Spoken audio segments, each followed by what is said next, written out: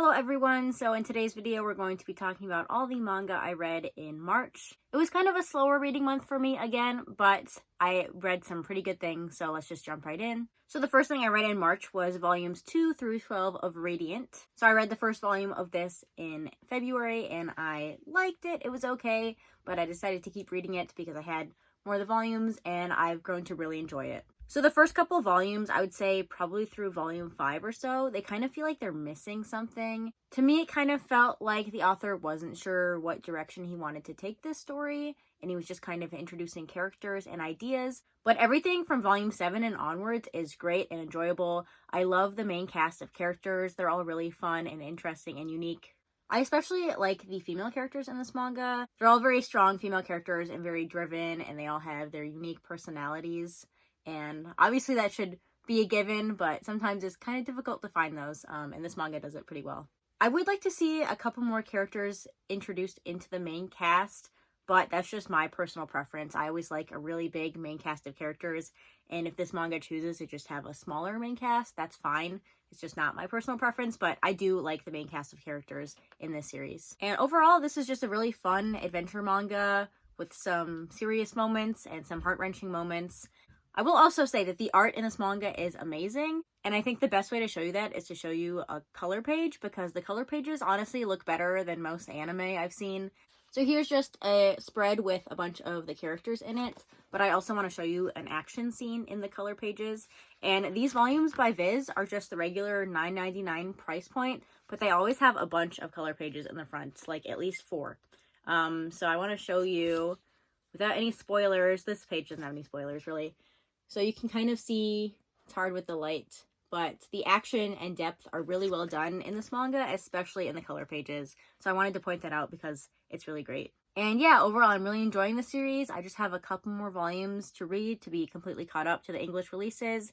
And whenever I get those, I'll read those. So yeah, definitely one I'd recommend if you enjoy just general shonen adventure action stuff. It's really good. The next thing I read in March was Robo Sapiens Tales of Tomorrow. This is a short story collection focusing on robots, and the short stories are kind of interconnected, and it explores robots and humanity throughout hundreds of years and kind of how robots become humanity. Maybe they don't. So this was an amazing manga. I loved all of the stories in here, and I really liked seeing how the stories connected, because just from the first story you don't really get how that one's going to connect to all the other ones, but it does, and it's really well done. And I always really like exploring how robotics or AI things in fiction, they kind of blur the edges of humanity.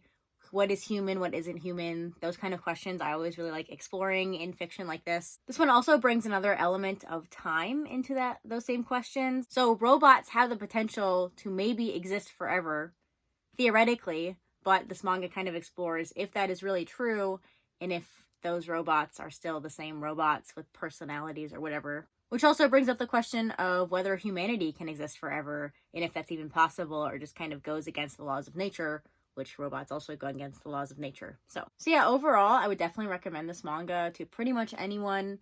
I think you could find something you'd like in it, and the questions it raises and the stories it has to tell are all really good and interesting, and I really enjoyed this manga. And we're going from something really amazing to something not so amazing. So next I read volumes 1 and 2 of Survamp.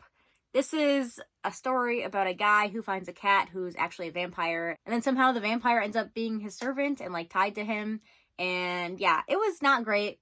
I pretty much gave up after volume 2. I tried to read volume 3 and it couldn't hold my interest. So yeah, I will say I do like the art, and I feel like the main cast of characters could grow to be very enjoyable, but I just didn't care for it at the 2 volumes I read, and I couldn't force myself to read any more, even though I have quite a few of the volumes. But that's all I have to say about this, really.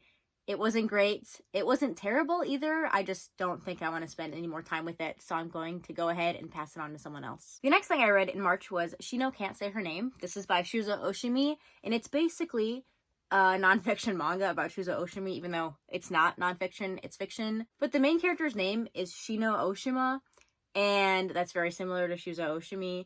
And in the author's note at the end, he kind of talks about how he has had a similar experience as Shino, where he has a stuttering problem where he just can't speak because of social anxiety, like she does, and this is basically his story about that. So this is completely different from his other works, except for the fact that it explores kind of social anxiety, social pressure, things like that, but there's no horror in this manga or anything like that. So if you're looking for that in this Shuzo Oshimi work, you're gonna be disappointed because there's no horror in this at all, or suspense, anything like that. It does get a little bit melodramatic, but I feel like that's just kind of typical for the story that Shuzo Oshimi is trying to tell in this manga. But at this point, I feel like I read Shuzo Oshimi manga more to see a little glimpse into his head and what he's thinking, because I feel like he thinks weird things. He has an interesting way of looking at life, I think, just from what I've read of his manga. And this one definitely gives you another look into that, just from a different perspective. So I know lots of people were disappointed in this manga because it's not like his other stuff, but I really enjoyed it. I feel like the story was not too bad. It was about bullying and kind of dealing with social anxiety, and I always like exploring those themes in manga, and I think it was done well here. And moving on, next I read Alice in Borderland Volume 1. I did a whole video about this where I basically reviewed it, I guess. I wasn't planning to review it, but that's basically what that video ended up being. So if you want to hear my thoughts on that, go ahead and watch that video. It's pretty short. But basically, I enjoyed this a lot. It's kind of Death Games thing, kind of like Squid Game, and I always enjoy those stories, and this one was pretty well done. So next I read some more classic manga. So I read Kitaro. So this is The Birth of Kitaro, and then I read Kitaro meets Nura Rihon. I think that's how you say that. Might be wrong. But this is by Shigeru Mizuki. This is kind of the basis of all modern yokai stories, I guess, kind of. This is a very, very influential classic manga. Actually, just like a week after reading this, I read another manga which mentioned Shigeru Mizuki and Kitaro. You see mentions of Kitaro everywhere in manga. So reading the actual manga was really interesting. I wouldn't say I loved it. I did really enjoy the introductions that happen in the manga, where the editor kind of talks about the history of Kitaro, Shigeru Mizuki, and kind of how this story came to be.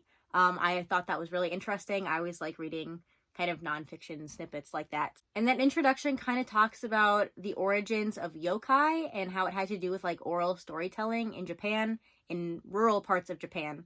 And then now this manga is so influential in storytelling. It kind of takes the yokai theme from just being an oral storytelling idea to being a manga storytelling idea. And this is so influential that it just kind of shows how that aspect of Japanese culture, yokai, continues to be influential, but also kind of change as the time goes on, if that made any sense. I also learned that yokai that are present in here are not just like Japanese monsters. They also use like Western monsters or things from India or other areas of the world. Like there's vampires in here, stuff like that. And you also learn about all these classic yokai that are kind of reoccurring in Japanese mythology or just general world mythology. And that part was really interesting. And all of that, like learning about history and culture stuff, is always really interesting to me. So I really enjoyed this for that aspect. I wouldn't say the stories themselves are that amazing just by themselves. They're just kind of short stories. Each one is very episodic, with Kitaro meeting a new monster and then learning how to destroy the monster. But I do feel like this is worth reading just for the kind of cultural aspect. But yeah, I have more of these volumes to read, so I'll probably keep reading them throughout the next couple months, and I'll let you know what I think of them. So finally, I read 2 Junji Ito short story collections. I read Deserter and Frankenstein. Deserter is just 100% short stories, and these are kind of his earlier works, which was really interesting because the first story, the art is very different from his newer art. It's really easy to tell just from the first page. For that reason, it was kind of interesting to see how his style changes, not just his art style, but his storytelling style. I actually found these short stories to be a lot better than a lot of the Junji Ito short stories I've read before, especially like the last half of this book.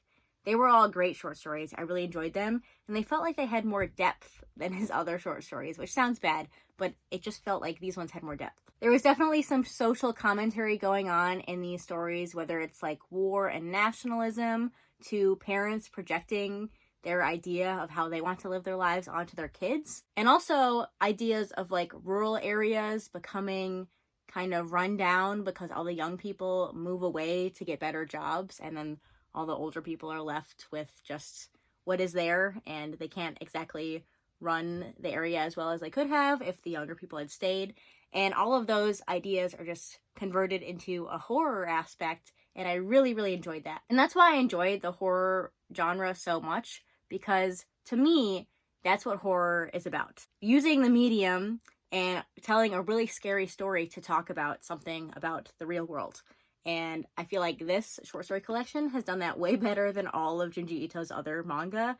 I feel like his other manga are kind of missing this aspect, and maybe now I need to go back and read some of them to kind of figure out where that aspect is in the manga. But this one I really, really enjoyed. And then finally, I read Frankenstein by Junji Ito. So this tells the original story of Frankenstein from the original novel, which I've read 3 times, by the way. I've read the original Mary Shelley novel 3 times, so it was really interesting to see it from a manga point of view, because especially the gruesome parts were so gruesome. Like when he's building the body and you see that he has to like sew the flesh, it kind of adds another element of just like terror and horror. I will say that Junji Ito decided to change the main climax of the story in a way that I did not dislike. I actually kind of liked it, but it is definitely different from the original book. This one is just definitely more suspenseful and dramatic and gruesome, but I think it was well done, and it didn't take anything away from the story, and it kind of added a different element to think about in this version of the story. I'm not going to tell you what happens here, but it's good. So I would say that's about the first 2/3 of this book, and then everything else in here is more interconnected short stories, focusing on this one character and his kind of exploration of different worlds or parallel universes, kind of. And I also enjoyed those short stories. So these 2 books by Junji Ito were really good to me, probably some of the better ones. So I'm interested to see what I think of Junji Ito going forward. I've read quite a few of his books, but I have a couple more to read. So we'll see. Definitely 2 of the better ones so far. So yeah, that was everything I read this month. Let me know your thoughts on anything I had to talk about today, or what your favorite or least favorite read of March was. I'd love to read those in the comments. But yeah, that's going to do it. Thanks for watching, and I'll see you next time. Bye!